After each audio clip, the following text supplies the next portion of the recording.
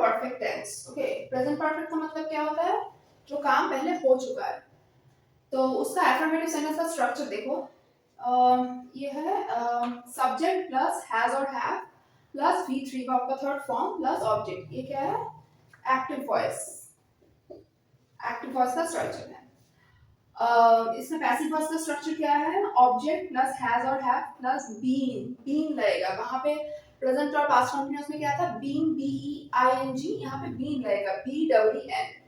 उसके बाद आएगा वर्ब का third form, then by plus S subject. अब देखो एग्जांपल देखो, Priya has completed the work.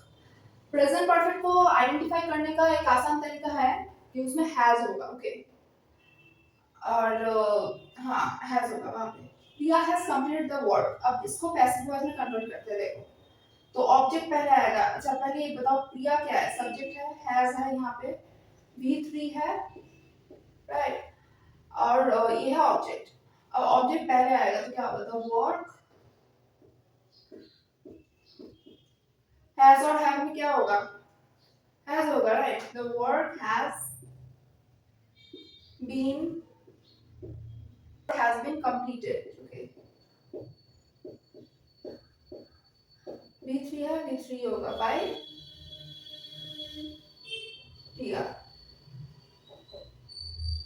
अब इसमें से नेगेटिव मैं करके दिखाती हूँ। ओके, अब देखो नेगेटिव कैसे होगा।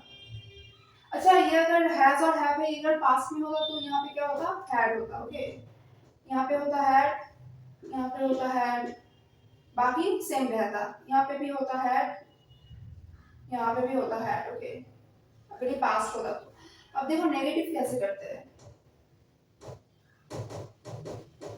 नेगेटिव कैसे करते हैं? देखो सब्जेक्ट प्लस हैज और हैव तो है, अब इसके बाद होगा नॉट। ओके, अब इसके बाद नॉट लगेगा।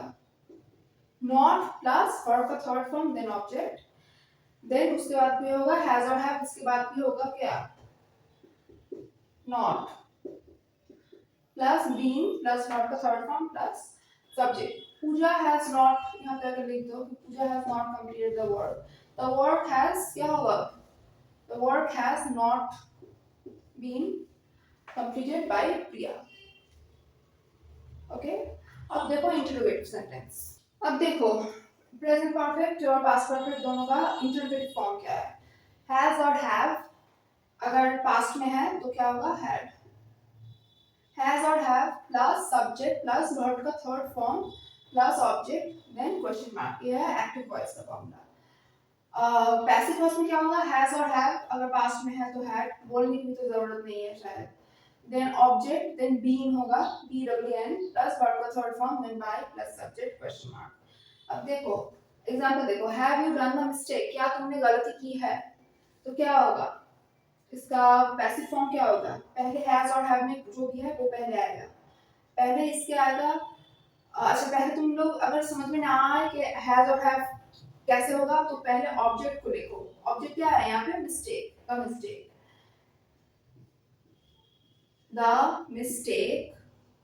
अब बोलो मिस्टेक के साथ हैज या हैव होगा? ऑफ कोर्स हैज होगा, राइट। उसके पहले हैज लिख दो। ओके, सिंपल ट्रिक बता दिया मैंने। हैज द मिस्टेक, उस वक्त क्या आएगा? ऑब्जेक्ट के बाद been, BEEN। Has the mistake been V3 form. Done यहाँ पे ऑलरेडी V3 फॉर्म ही है। Has the mistake been done. उसके बाद आएगा बाय, सब्जेक्ट क्या है? You, then question mark. Okay, ये हो गया passive voice. I hope you have understand the concept of it. If you like this video, then please subscribe to my channel. Thank you.